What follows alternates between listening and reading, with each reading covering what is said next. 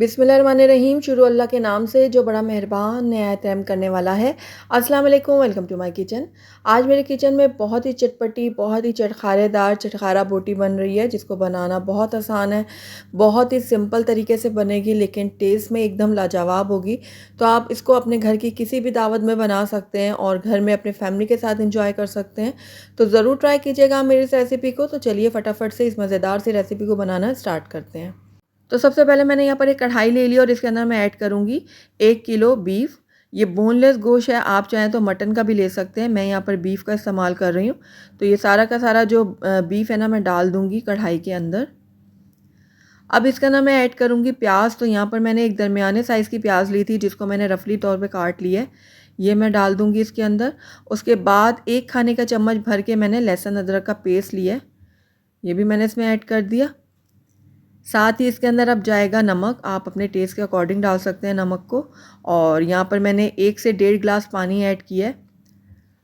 उसके बाद मैं सारी चीज़ों को अच्छे से मिक्स कर लूँगी। मिक्स करने के बाद इसको मैं कवर करूँगी और कवर करने के बाद इसको लो फ्लेम में पकाऊँगी तब तक जब तक ये गोश्त जो है वो अच्छे से गल नहीं जाता। तो 20 मिनट हो गए हैं गोश्त को पकते हुए। तो आइए इसको हम चेक करते हैं। और ये देखिए प्याज वगैरह जो हमने इसमें डाले थे वो अच्छे से गल चुके हैं, लेकिन बीफ को गलने में थोड़ा सा टाइम लगता है। अगर आपको बहुत ज़्यादा जल्दी है ना, तो आप प्रेशर कुकर में भी इसको गला सकते हैं। तो उसको मैं चेक करती हूँ कि गला है कि नहीं। ये देखिए गोश्त अभी नहीं गला। तो अब मज़ीद इसको मैं लो फ्लेम में पकने के लिए छोड़ूंगी, क्योंकि पानी तो इसमें अभी मौजूद ही है। तो इसको लो फ्लेम में पका लेती हूँ तब तक जब तक ये गल नहीं जाता। तो ये देखिए गोश्त जो है हमारा अच्छे से गल गया था, पानी ड्राई हो गया था। मैंने इसको एक बाउल में डाल दिया था। अब इसके अंदर कुछ हम और स्पाइसेस ऐड करेंगे। तो लहसुन अदरक का पेस्ट मैंने 1 खाने का चम्मच में ऐड किया है। लाल मिर्चों का पाउडर मैंने 1 खाने का चम्मच ऐड किया है, या आप अपने टेस्ट के अकॉर्डिंग डाल सकते हैं। आधा खाने का चम्मच मैंने यहाँ पर धनिया पाउडर ऐड किया है। हाफ़ टी स्पून मैंने डाला है हल्दी पाउडर। 1 चाय का चम्मच मैंने नमक डाला है, आप अपने टेस्ट के अकॉर्डिंग डाल सकते हैं। और आधा खाने का चम्मच कुटी हुई लाल मिर्च मैंने ऐड की है। 1 चाय का चम्मच मैंने काली मिर्चों का ऐड किया है। 1 चाय का चम्मच मैंने ज़ीरा पाउडर डाला है इसके अंदर। और आधा चाय का चम्मच इसके अंदर मैंने गरम मसाला पाउडर डाला है। अब इसके अंदर मैं ऐड करूँगी लेमन जूस। ये मैंने 2 खाने का चम्मच ऐड किया है। चिली सॉस इसके अंदर मैं डाल रही हूँ 2 खाने के चम्मच भर के। चिली सॉस डालने के बाद अब इसके अंदर हम डालेंगे कॉर्नफ्लोर, क्योंकि हमने इसको थोड़ा सा क्रिस्पी भी बनाना है। तो उसके लिए ये जो है मैं कॉर्नफ्लोर इसमें 2 खाने के चम्मच ऐड कर रही हूँ। कॉर्नफ्लोर डालने से एक तो हमारा जो ये चटखारा बोटी क्रिस्पी भी बाहर से बनेगा, ऊपर से सारी बाइंडिंग हो जाएगी मसालों की। तो ये देखिए सारी चीज़ें मैंने अच्छे से मिक्स कर लिया। अब इसको कवर करूँगी और 1 घंटे के लिए मैरिनेट होने के लिए छोड़ दूँगी। अब यहाँ पर देखिए 1 घंटा हो गया गोश्त को मैरिनेट किए हुए। मैंने पैन में ऑयल गरम कर दिया था। अब इसमें एक-एक करके मैं पैन में शामिल करती जाऊँगी बोटियों को, और इनको गोल्डन और क्रिस्पी होने तक फ्राई कर लूँगी। क्योंकि गोश्त हमारा ऑलरेडी गला हुआ है, इसको हमें गलाने की ज़रूरत नहीं है।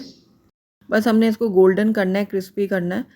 तो बस मीडियम हाई फ्लेम में हम इनको कुक कर लेंगे और अच्छे से फ्राई कर लेंगे। तो ये देखिए बहुत अच्छे से गोल्डन कलर आ रहा है इनमें। और आप देख रहे हैं दिखने में ये कितने अच्छे से गोल्डन सी और क्रिस्पी सी लग रही हैं। ये देखिए तो बस हमारी जो ये बोटियाँ हैं ना, वो बन के तैयार हो गई हैं। निकाल लेती हूँ एक छन्ने में, ताकि इनका एक्सेस ऑयल जो है वो निकल जाए। तो ये देखिए कितनी ज़बरदस्त बन के तैयार हुई है हमारी चटखारा बोटी। ये देखिए तो बस इसी तरह से मैं बाकी की भी बोटियों को फ्राई कर लूँगी। उसके बाद आपको मैं इनको डिश आउट करके दिखाती हूँ। अल्हम्दुलिल्लाह हमारी बहुत ही क्रिस्पी, बहुत ही मज़ेदार सी चटखारा बोटी बनके तैयार हुई है। आप इनको ज़रूर ट्राई कीजिएगा। बहुत ही टेस्टी और बहुत ही डिफरेंट सा इसका टेस्ट बनके तैयार होता है। आप इसको किसी भी दावत में बनाएँ या घर वालों के साथ वीकेंड में आप बना के इसको एंजॉय कर सकते हैं।